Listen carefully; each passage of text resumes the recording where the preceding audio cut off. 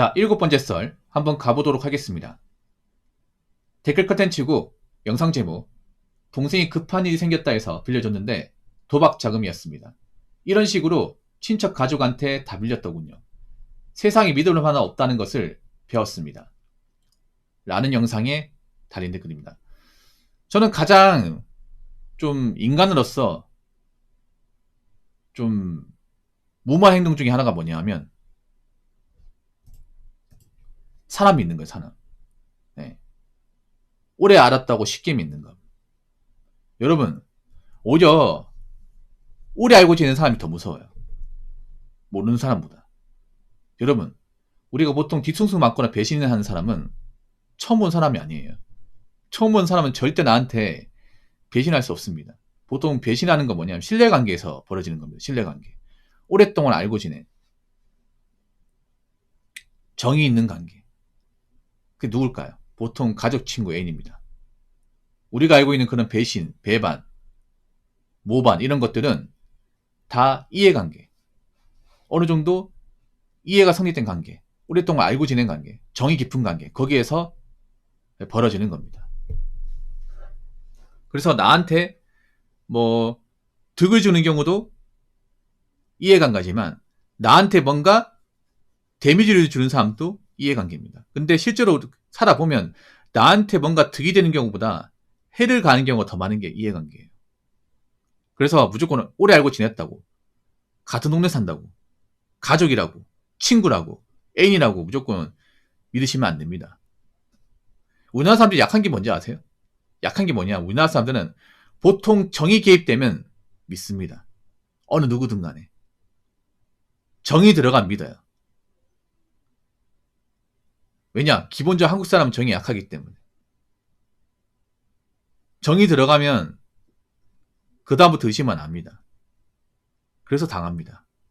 어떤 부탁을 했을 때 거절하지 못해서.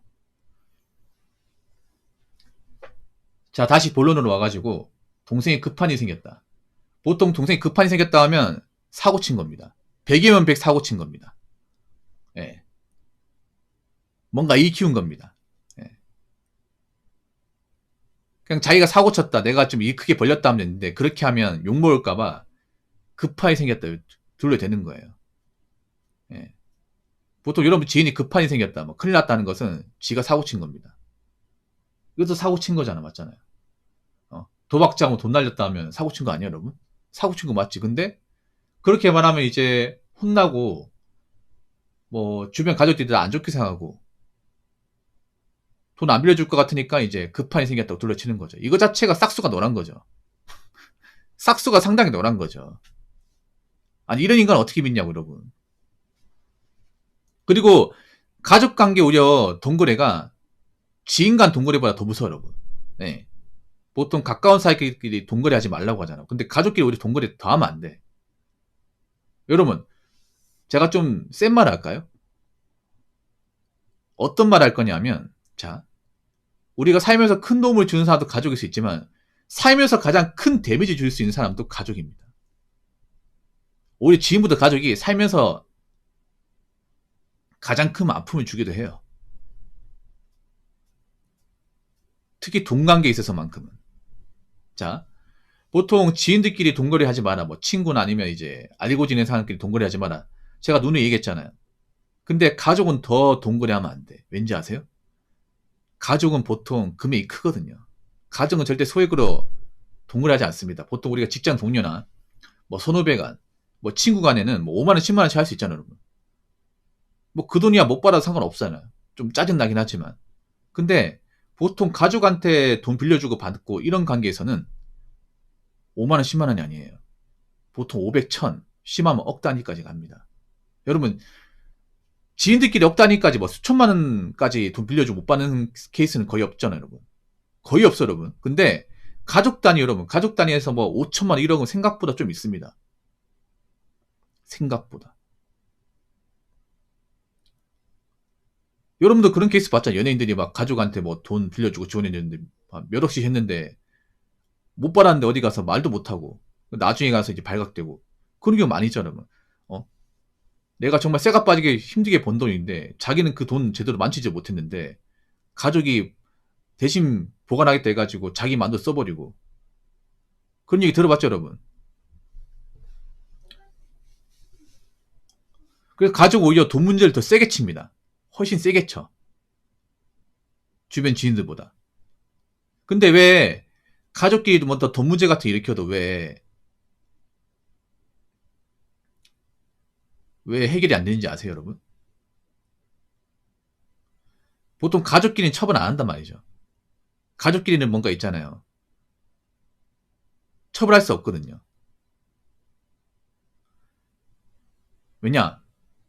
우리나라에서 법률이 있거든요. 친족 상들이라고. 이 그지 같은 법. 물론 이 법 이제 헌법재판소에서 폐지가 됐습니다.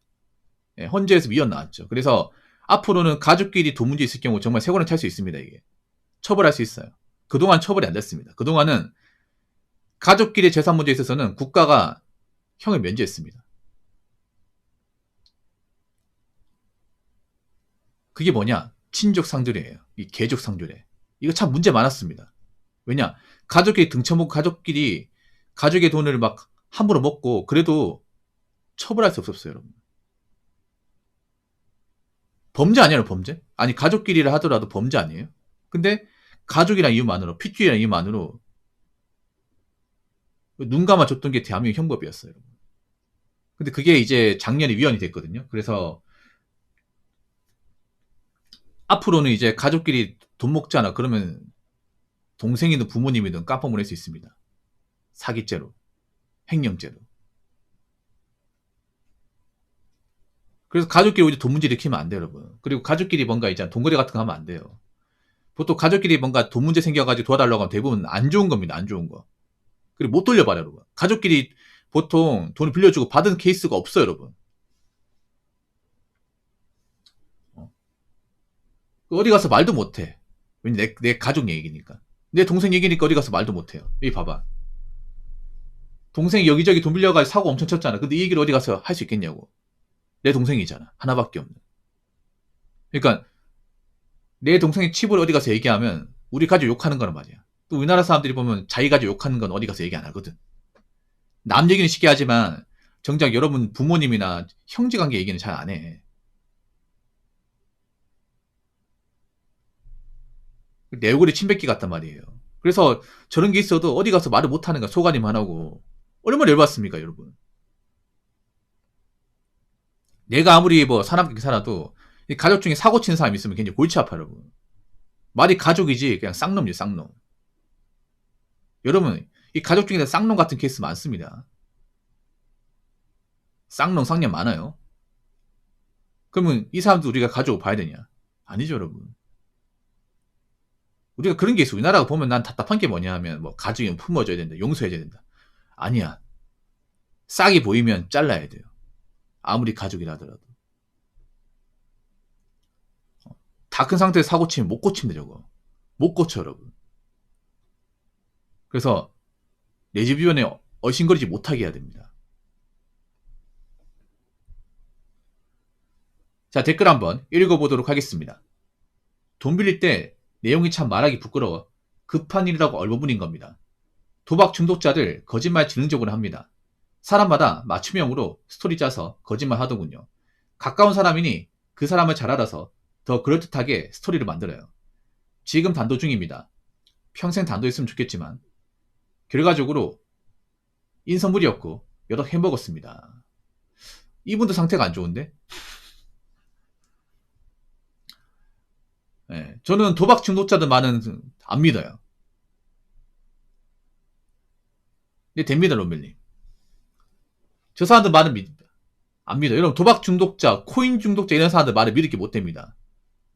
네, 신뢰할 가치가 못 돼요. 왜냐?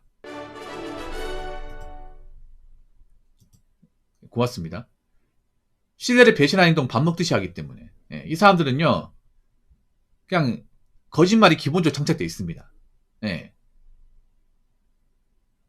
그냥 내가 도박 중독되고 돈을 알렸으면 안 해야 되잖아. 근데 도박 중독자들은 돈 나올 구석이 있으면 합니다. 그 수단과 방법을 가리지 않고. 돈을 빌려서라도 하고, 심지어는 범죄 행위를 저질러서라도 합니다. 왜냐? 이미 내구조가 박살났기 때문에 합니다, 여러분. 그래서 개인적으로 도박 중독자, 코인 중독자 이런 사람들은 상종하면 안 돼요, 여러분. 정상 아니야.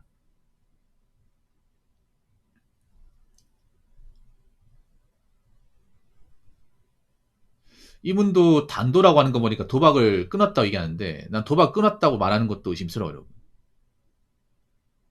네. 자기별로 도박 끊었다? 그걸 어떻게 믿어요, 여러분?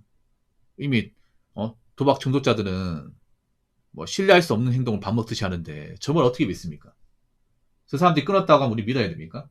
믿지 마세요, 여러분. 저런 사람들 많이 못 믿습니다. 정상적인 사람이었으면 이미 도박에 중독되지 않았겠지. 저렇게 돈을 날려먹지 않았겠죠. 그래서 여러분 웬만하면 뭐 가족끼리 동거리는 안 했으면 좋겠고, 예. 그리고 주변에 도박 중독자, 코인 중독자가 있으면 그냥 대화도 하지 마시고 상종도 하지 마세요. 이 사람들이 하는 말 거짓말이에요. 못 지킵니다. 뭐 말로는 뭐 갚는다 하지만 못 갚아요, 여러분. 갚을 생각이 없습니다. 그러니까 뭔가에 중독된 사람 얘기는 절대 듣지 마시기 바라겠습니다. 자, 이상으로 7번째 썰 마치도록 하겠습니다.